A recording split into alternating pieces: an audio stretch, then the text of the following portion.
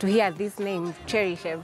And every time I hear the name Cheryshev, I know it's a cracker of a goal. Yes, so what we saw against Croatia. Yes, so he's been consistent, he's been good, he's been the man of that team. So we talk about the other Russian stars. Steve, Golovin, a player that right now everybody wants to get his signatures. Chelsea is leading to sign him, Golovin. He's one of the players that the world wants. Before we talk about Akinfeev and other, we want to talk about Golovin, a player that a number of clubs are chasing his signature. What are your thoughts about how he has performed in this World Cup?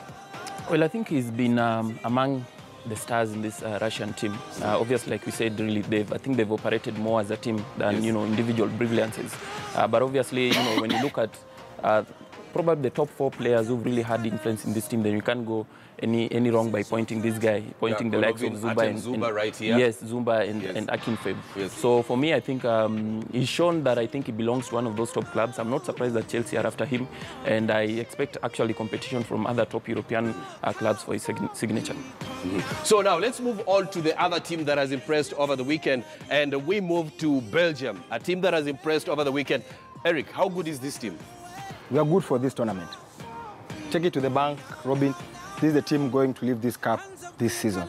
I'm saying that because he's blessed with, from the back line, Kutosis. He was undermined in the Japan game, but he came out lively in the Brazil game. He made one marvelous save. Look at the back three. We have experienced company. We have Betongen, we have Alderweireld. Those people have experience in this league. They have played in tough leagues, tough environment, tough grounds.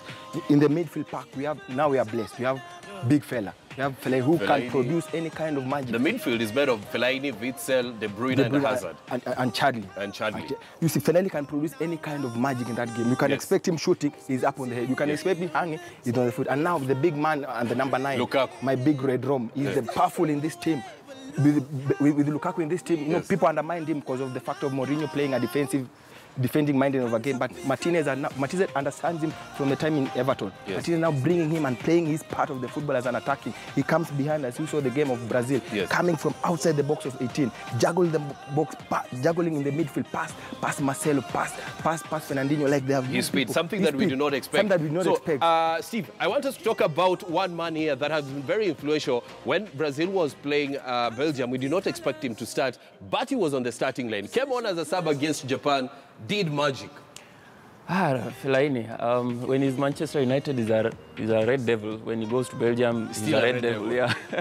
So I think generally, there's a reason why Mourinho actually wants this player. There's a reason why he had to wait until Fellaini decided to extend the contract, because he knows what kind of a player he is. He sees things in this player that the normal eye can't see, and I think that's what Martinez also has seen. Because you can't be wrong. Martinez is a top international coach. Mourinho has done it. He's won it all, and still winning it. So for them to actually give their trust in this player says that there's really something in him, and we've seen it really. He's gotten a couple of goals really, but it's his influence and control in that midfield, I think, that puts him above all else. And in this match against Brazil, I think he was one of the standout stars.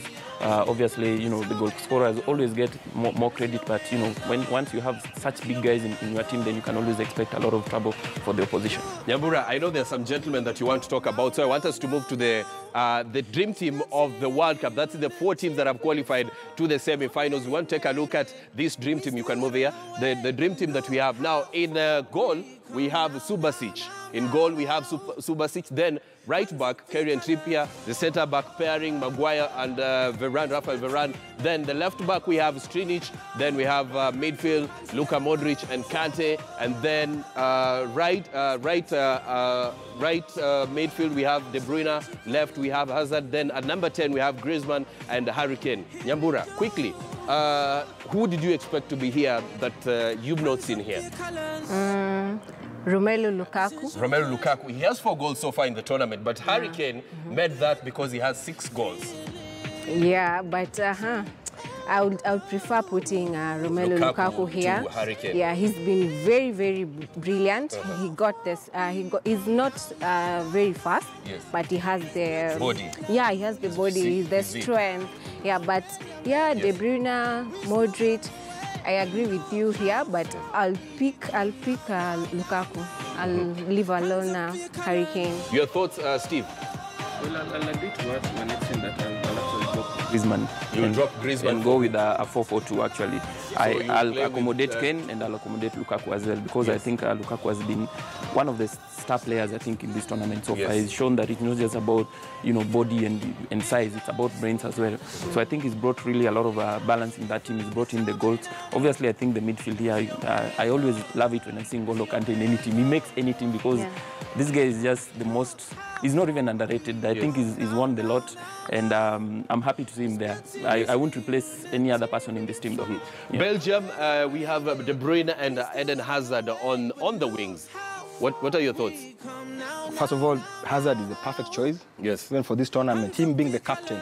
You've seen the phenomenal players like Cristiano being the captain, Messi and Neymar all have gone home. So he has the capability of not even running a team as own, but he has the capability of bringing a team to the winning. De Bruyne being on the right side, I can agree with it because he's a pass master, even the goal with Brazil. For me, too, I'll concur with my friend there. Here you have to put Lukaku because compared to the 4 goals he has scored, no one has scored in a penalty spot. All the 4 goals he has scored in open play. But Harry Kane, the 6 goals he has, 3 is penalty. So if there could be a way of giving someone top scorer who has not scored penalty, trust me, here it could be Romelu Lukaku. Okay, so gentlemen and lady, 3 Croatian players on this squad that we have here. Did you guys see the Croatian president celebrate with the players? So the Croatian president, after Croatia knocked out Russia, the president, that is Kratovic, went into the dressing room and she was rather congratulating the players one by one. Let's take a look.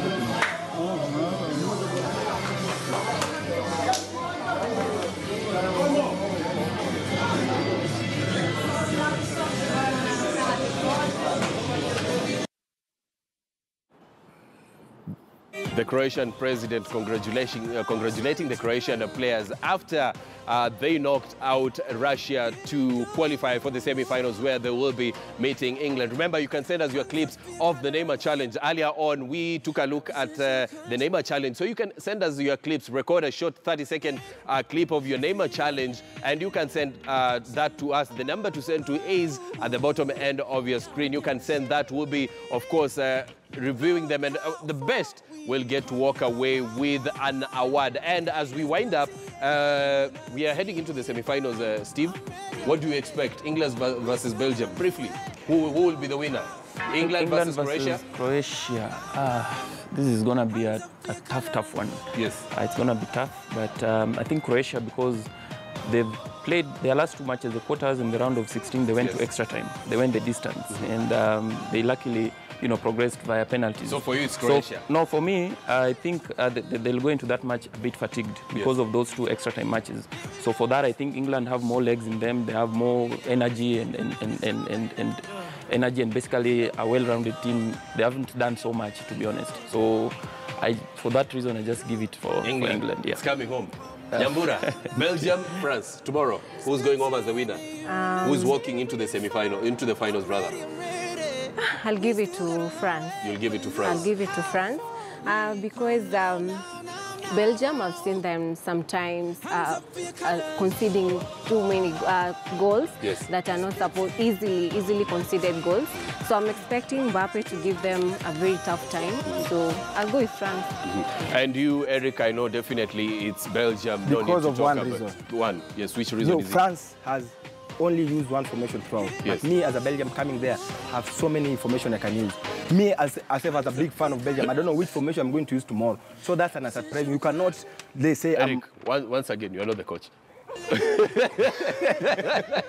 So we have to wrap the show right here. But remember, the winner of today's question, where we had asked you which player has completed the most number of passes in the World Cup so far and how many passes, the winner will let you know via KTN News, and KTN News will be letting you know. And remember, the answer is Sergio Ramos. Yes, Spain is not in the competition, but Sergio Ramos has completed the most number of passes in the World Cup, and he has completed 485 passes in the tournament so far. Remember, the total number of passes that have been made in the tournament are 46,172 passes. Eric, thank you for coming. Appreciate for your time. Nyambura, thank you for making time. And Steve from 442 Media, thank you for finding time to come and talk to us about the World Cup. But that is where we wrap today's show. Remember, tomorrow from noon to 1 p.m., Moses Wahisi will be right here talking about what to expect in the semi-final between Belgium